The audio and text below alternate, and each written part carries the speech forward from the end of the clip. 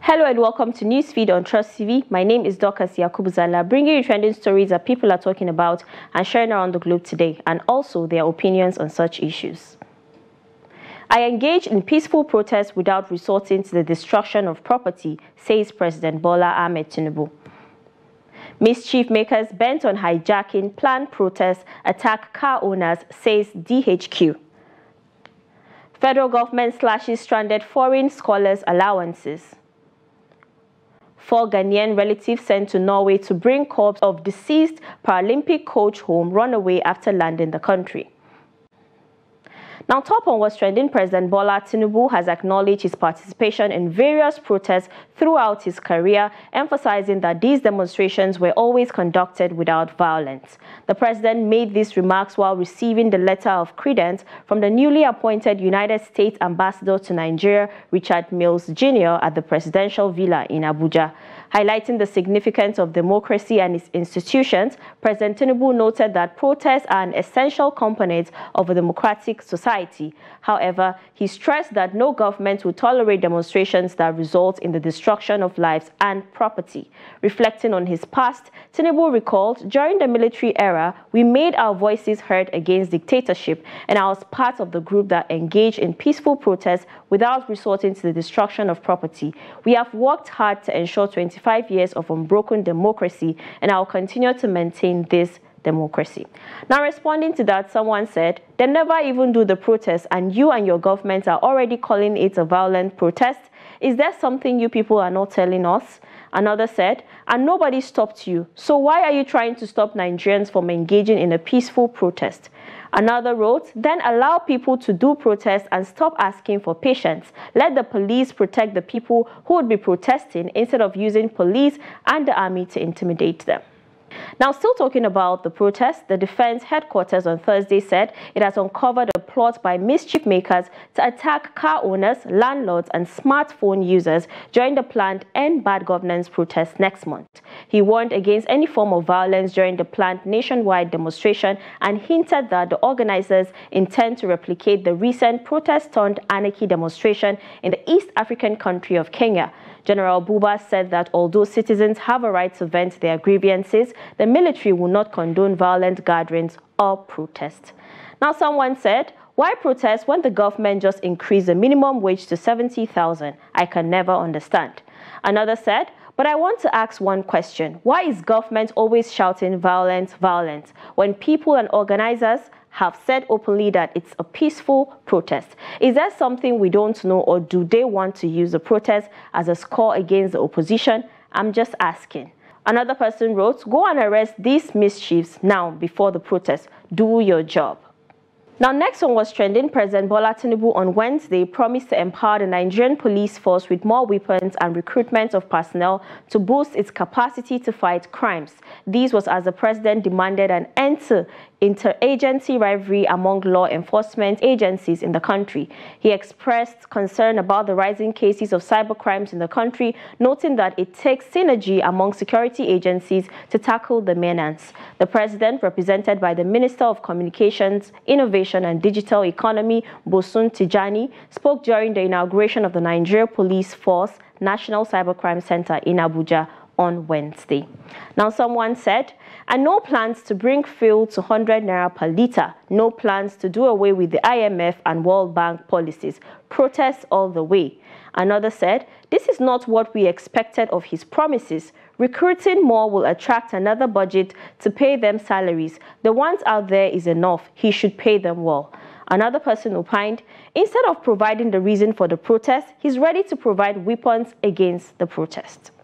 2 weeks after the Supreme Court granted financial autonomy to local governments in Nigeria, the chairman of the Independent National Electoral Commission, INEC, Mahmood Yakubu, has declared that the electoral umpire is capable of successfully conducting local government elections if saddled with the responsibility by law.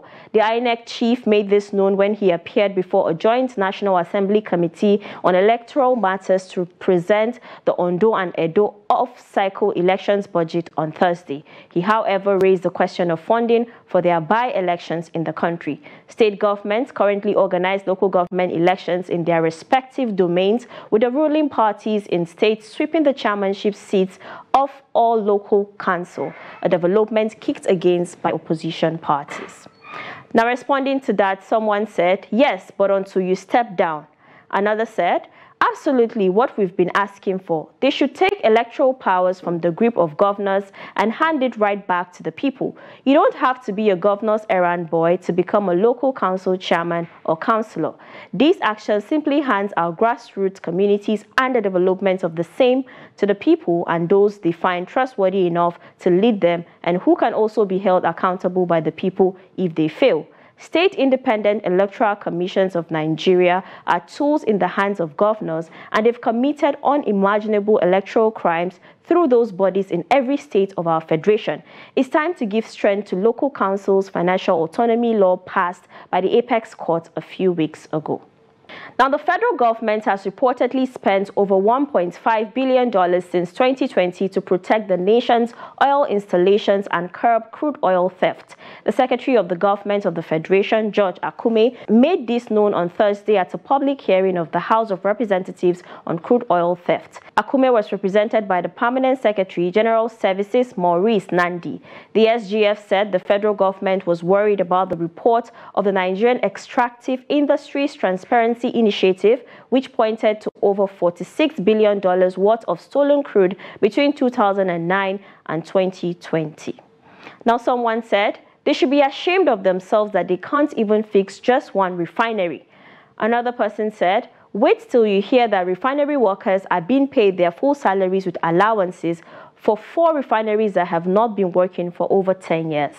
Another person wrote, what is the function of our security agencies then? Now let's go on a quick break, and when we return, you get to know why Meta deleted accounts on their platform. Stay tuned.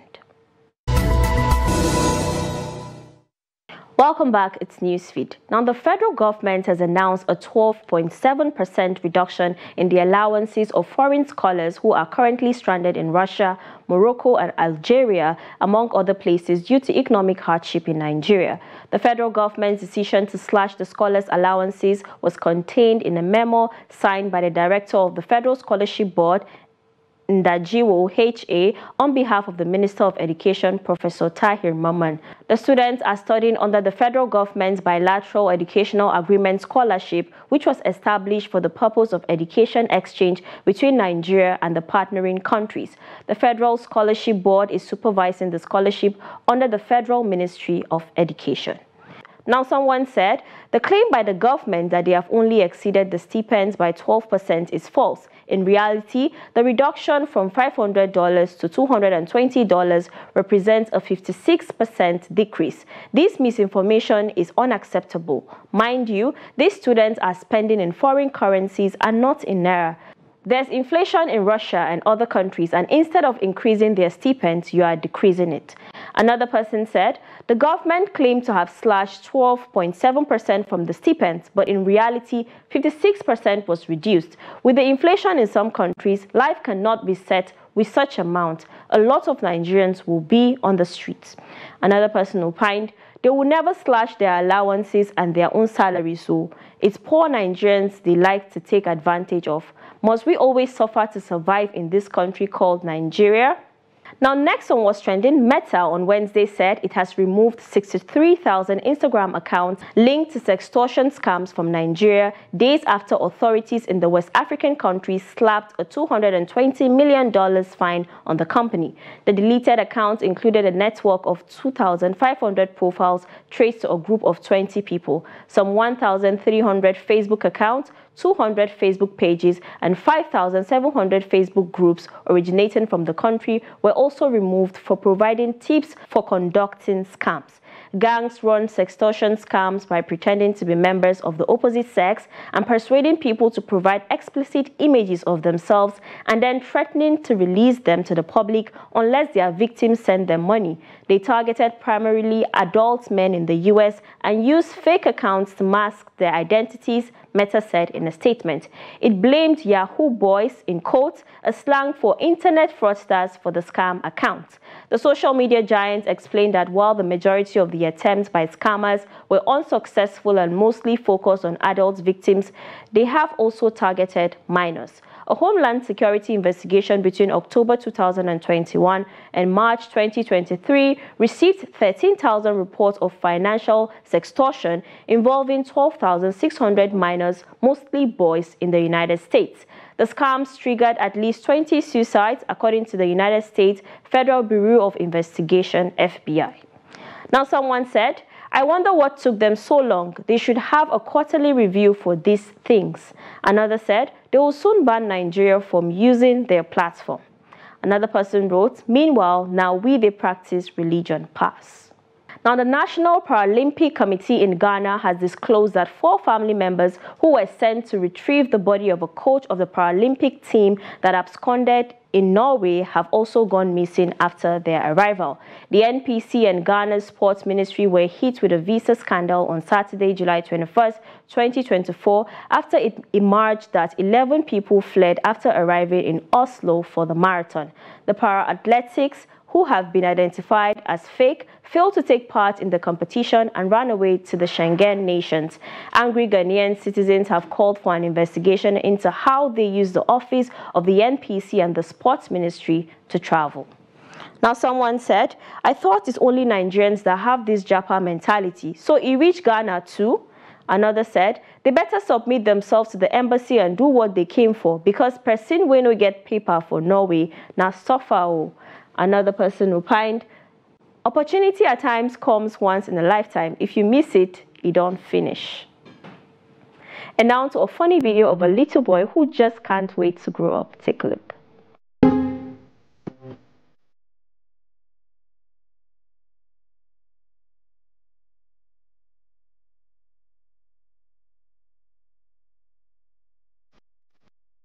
And that's it. You're up to date with trending stories across the world. Follow us and subscribe to all our social media platforms: Facebook, YouTube, Instagram, and X. Until next time, goodbye.